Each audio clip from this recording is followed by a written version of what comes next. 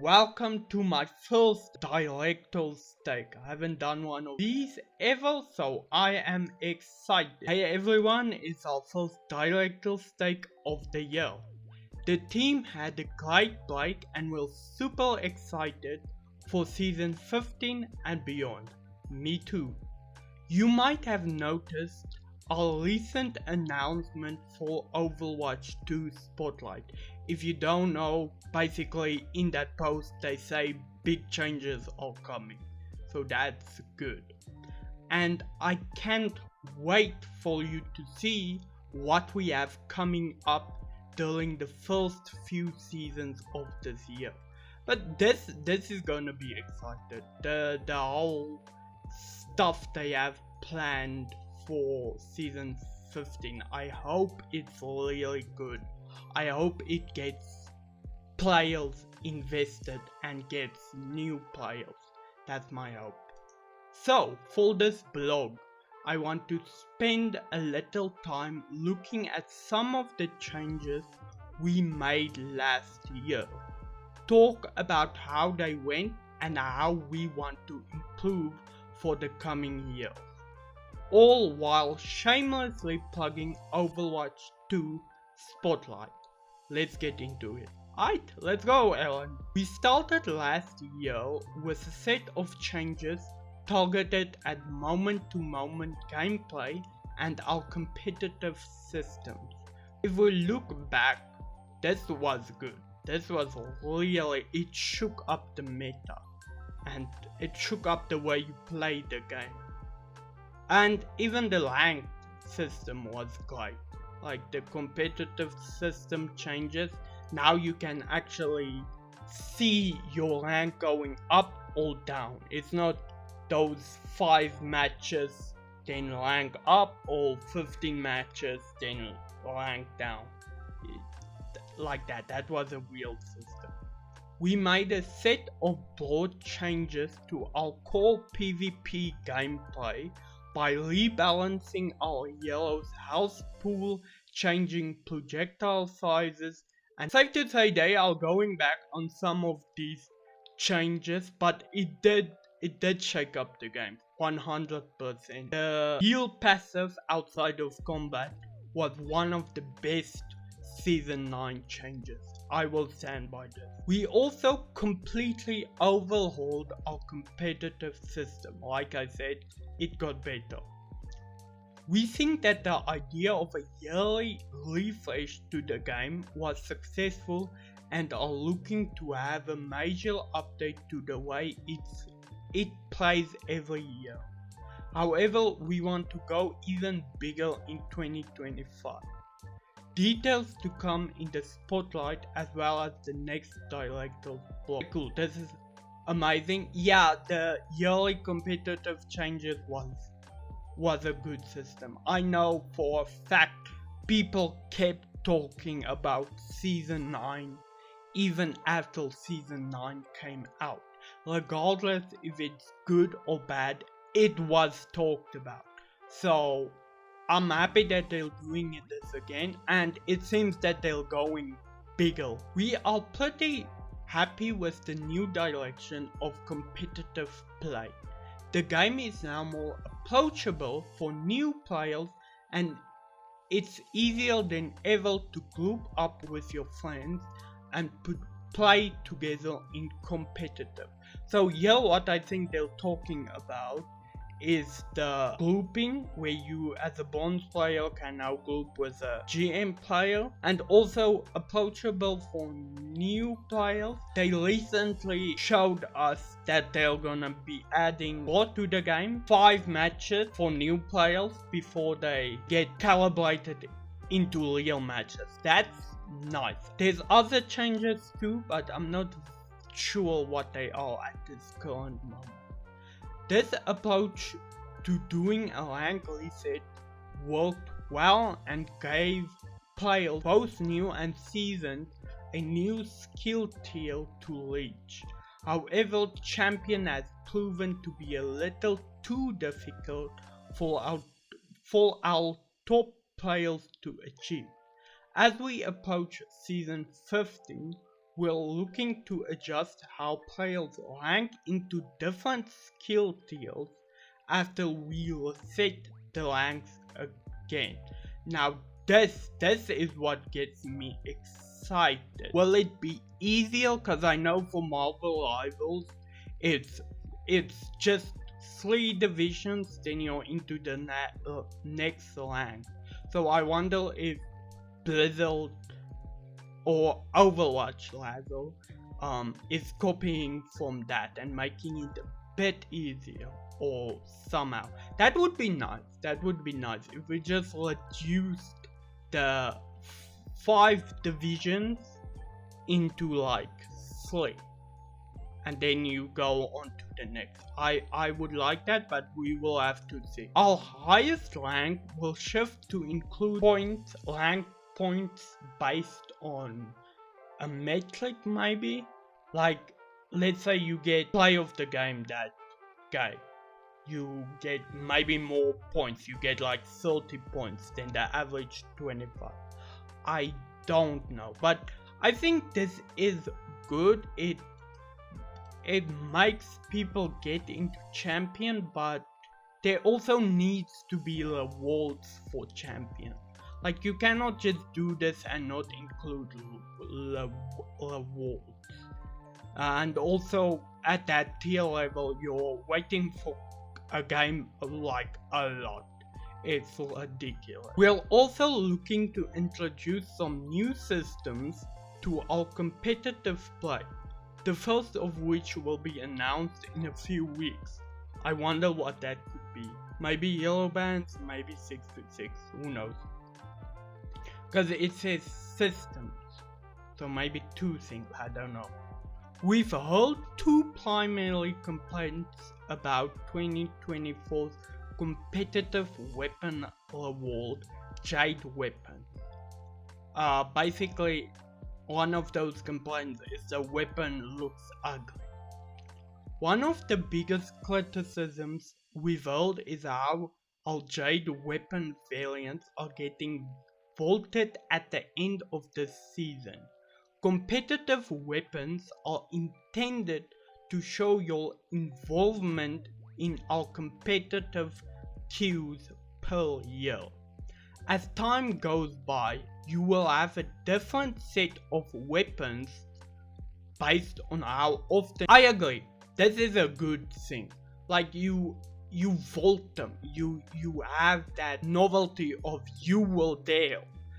That's a cool thing, cause it means that you're kind of being forced to play Overwatch for those weapons, but that's good. There's so many other stuff in the game that you can collect throughout its lifespan that I feel like each year they should change up the weapon and vault the previous weapon. Keeping competitive weapons limited to the year gives item the ability to tell a story.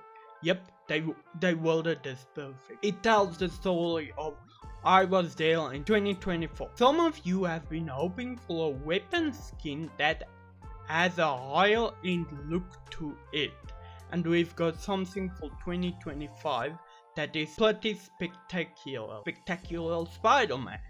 So while Jade weapon variants are going away for now, we've got an amazing new weapon variant to collect in 2025 that will be out of this world.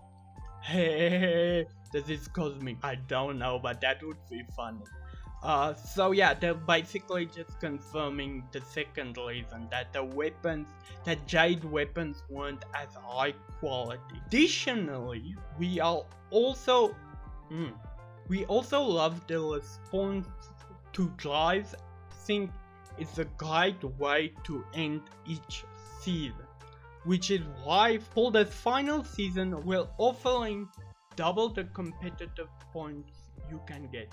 Drives is a fine system. I wish you can spend the points on something else so it's more incentivized to play, but it's fun. So double the points, good. I like that. You can get your final Jade weapons if you haven't. Okay, Now let's look at yellows.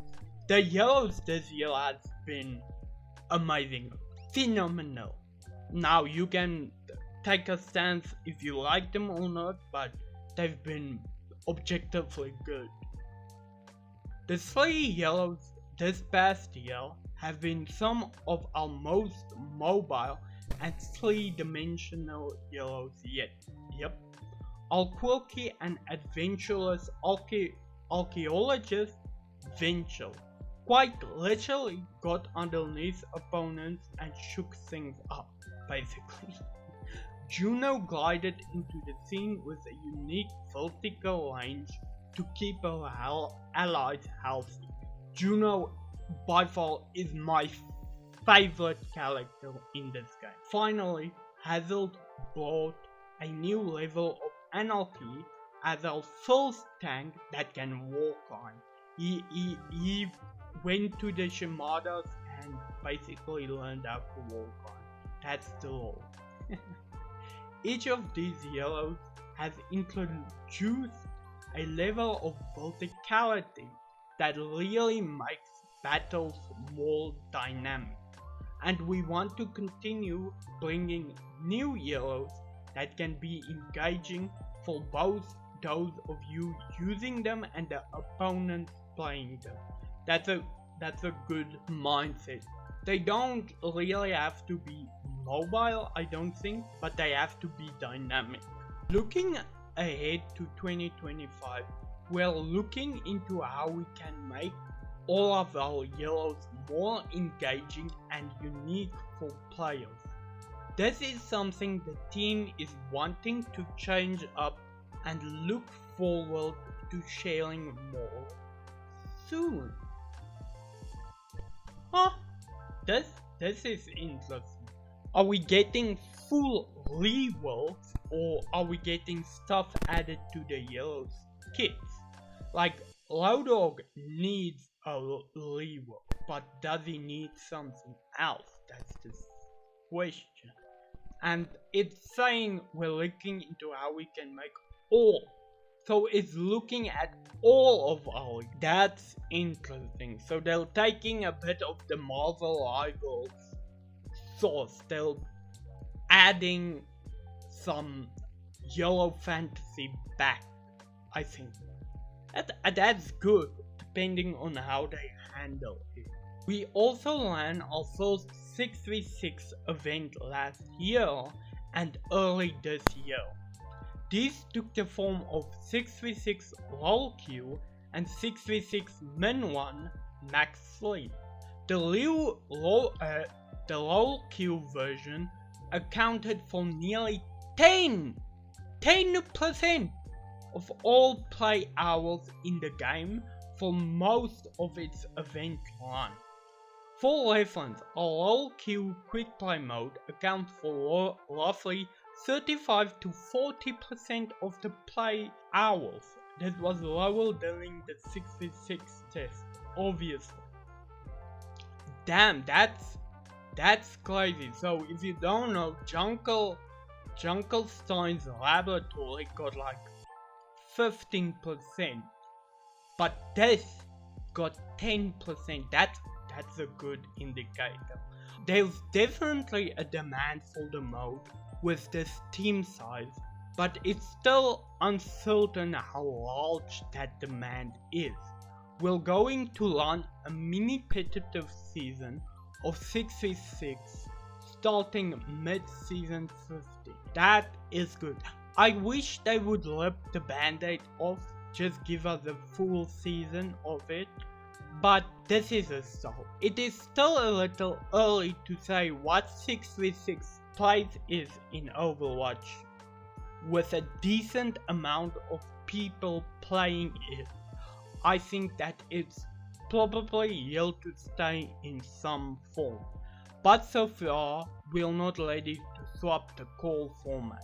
This would upset people if you just change the core format right away. So I can see the hesitation and the slow migration into it. Speaking of game modes, we want to take a moment expect for Clash in quick play and competitive.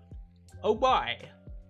This past year, we introduced Clash, which was inspired by the original Assault maps, basically 2CP, the worst game mode they've ever created, but gave players a chance to attack and defend throughout the course of the match. Clash has had some really good matches, but we've also seen a lot of constructive feedback.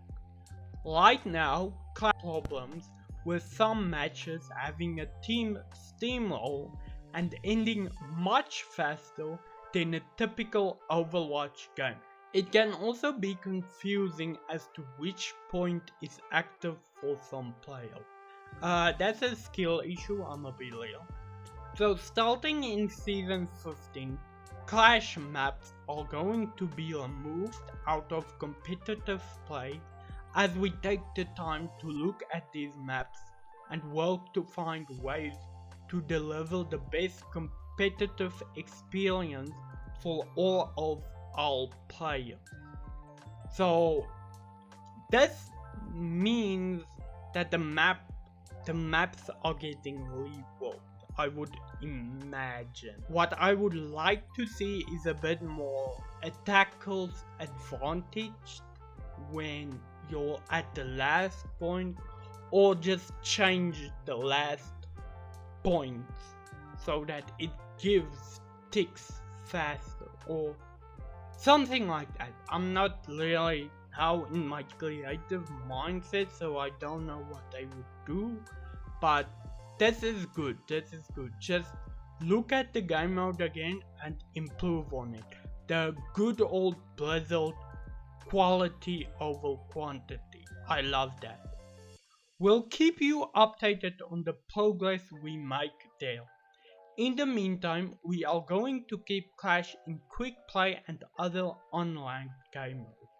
Okay, 2024 was a huge year, but I know 2020 is even bigger, and I can't wait for the team to share more in Overwatch 2 Spotlight on February 12th. It was hard to like this one last time, I promise. So until then, let's make a great game. Amazing director's take. My hopes for Season 15 is yellow bands and 6v6. Now the thing that's intriguing me is how they're gonna change the yellows. If you all have enjoyed this one, please do leave me a like. Comment down below your favorite idea from this post that you want to see implemented, and please subscribe. I will see you all in the next one. Bye guys, flame out.